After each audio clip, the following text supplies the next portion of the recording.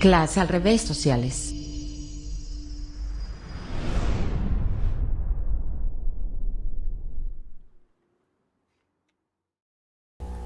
Bienvenidos a nuestra clase al revés de la asignatura Ciencias Sociales.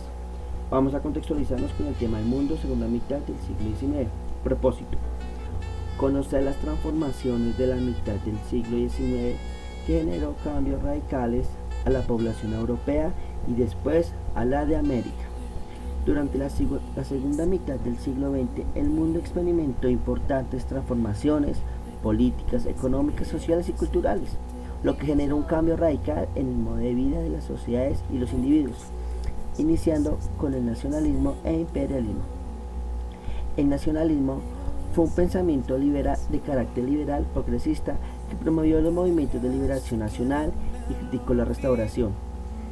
Por parte, el imperialismo es difícil de contestar, ya que su definición da una simple característica y es que es acotada, ya que es un proceso histórico muy complejo, pero podríamos describirlo como el proceso a través del cual estados poderosos someten a pueblos más débiles para satisfacer ciertos intereses. Dentro de esta acepción podríamos identificar distintos procesos similares en momentos muy diferentes de la historia, pero aquí nos abocaremos al llamado imperialismo moderno del siglo XIX. Después del imperialismo y nacionalismo, llegamos a una unificación Alemania, que tenía unificación Alemania y unificación Italia. Como ustedes pueden saber, muchachos, en el siglo XVIII Alemania e Italia no se nombraba bastante, pero entonces aquí en el siglo XIX vamos a ver cómo es que la unificación de Alemania es el proceso de unificación que se dio entre 1848 y 1870, que buscaba la integración y la unificación de los 38 estados independientes de la Confederación Germánica en un único estado alemán. Por otra parte, la unificación italiana llegó en el Resurgimiento, que fue un movimiento político y social que buscaba unificar los estados de la península itálica. El estado que encauzó el sentimiento nacionalista fue el Piamonte, cuyo monarca era Víctor Manuel II, el rey de Cerdeña. Para contextualizar más, el imperialismo llega desde Estados Unidos y también llega a las grandes potencias que eran europeas y las no europeas. Más adelante hablaremos de Japón y Rusia como potencias no europeas. Aquí las potencias tenían ciertos colonialismos e imperialismo en los países africanos, como también en países orientales, ciertos estados asiáticos y también ciertos países de Sudamérica. También llegamos a una segunda revolución industrial, que fue la que dio origen a lo que vamos a ver a continuación en el video con el imperialismo. Casi todos los países de América Latina se independizaron en el siglo XIX y la mayoría iniciaron sus luchas el mismo año, 1810. Algunos incluso celebran su independencia en fechas muy cercanas. Todo Centroamérica el 15 de septiembre, México el 16 y Chile el 18. ¿Acaso no se independizó cada país por su cuenta o se pusieron de acuerdo? ¿Las independencias de Latinoamérica estuvieron sincronizadas? Los procesos de independencia fueron complejos. Esta es una explicación muy sintetizada y dejaremos fuera mucha información interesante. No intentamos agotar el tema, sino despertar tu curiosidad e invitarte a investigar más. Lo que ahora llamamos América Latina eran colonias españolas, portuguesas y francesas. La riqueza de sus tierras, oro, plata, alimentos y especias, había sido saqueada por los europeos por casi 300 años y los habitantes de por acá se empezaron a cansar.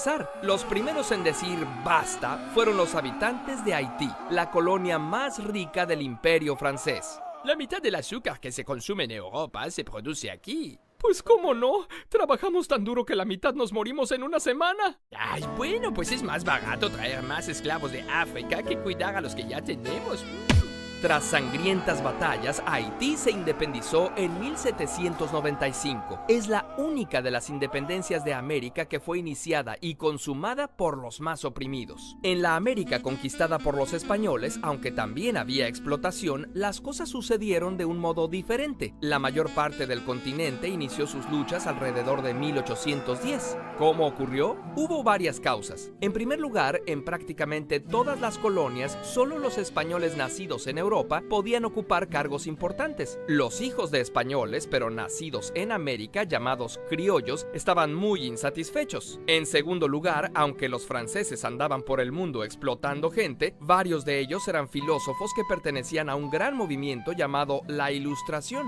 Creemos que el conocimiento humano puede combatir la tiranía para construir un mundo mejor. Libertad, igualdad, fraternidad.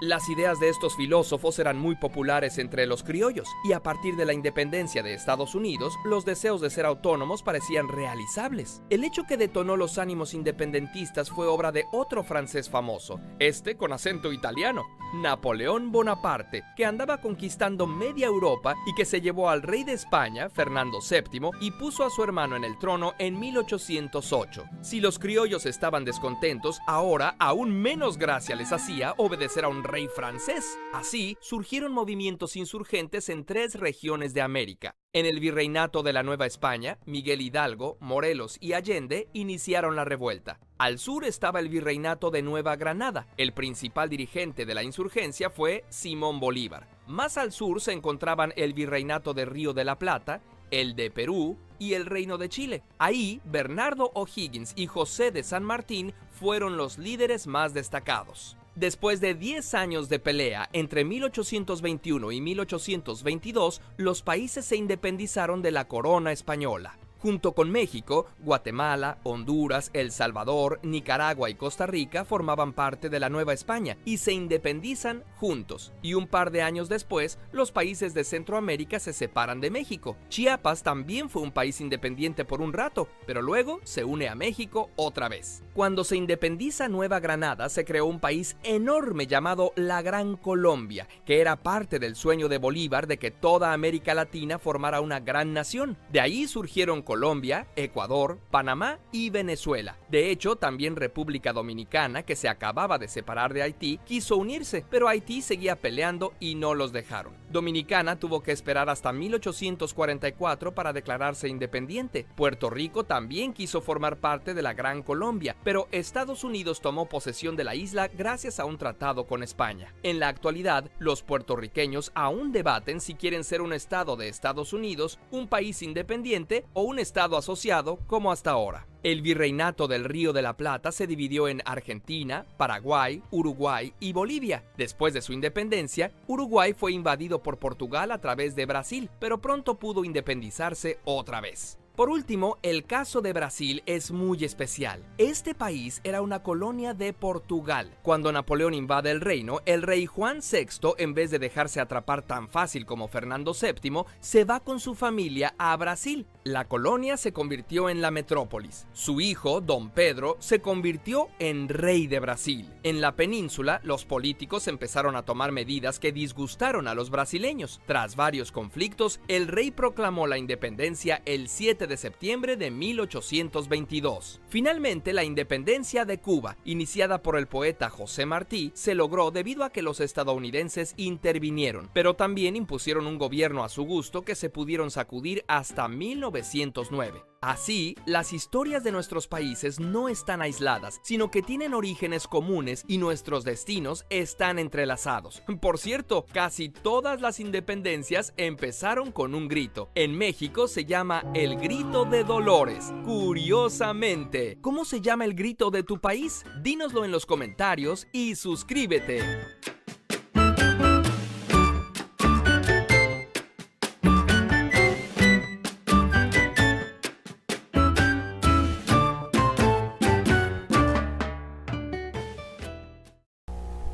Bueno, después del video, muchachos, vamos a cruzar América Latina en la segunda mitad del siglo XIX. La inserción de la División Internacional del Trabajo. La inserción de División Internacional del Trabajo, tras las primeras décadas marcadas por las luchas de independencia tienen consigo la transición del capitalismo y del imperialismo, como el capitalismo llega a ser parte de la expansión económica en el mundo y llega a adquirir procesos desde la revolución industrial hasta el crecimiento económico en los estados, pasando por los transportes de comercio y también la adquisición de periferias y zonas de ciertos estados colonizados. También las inversiones extranjeras también fue muy importante en el siglo XIX en el mundo, ya que también adquirió minería, agricultura, petróleo, y el proceso del ferrocarril como sinónimo de progreso también da una expansión en la revolución industrial. También las materias primas generan un importante papel, ya que generan la economía que más adelante será como la expansión del capitalismo, y que después ciertos países adquirían los recursos naturales, como la expropiación de los mismos recursos naturales para la adquisición de poder de cada estado.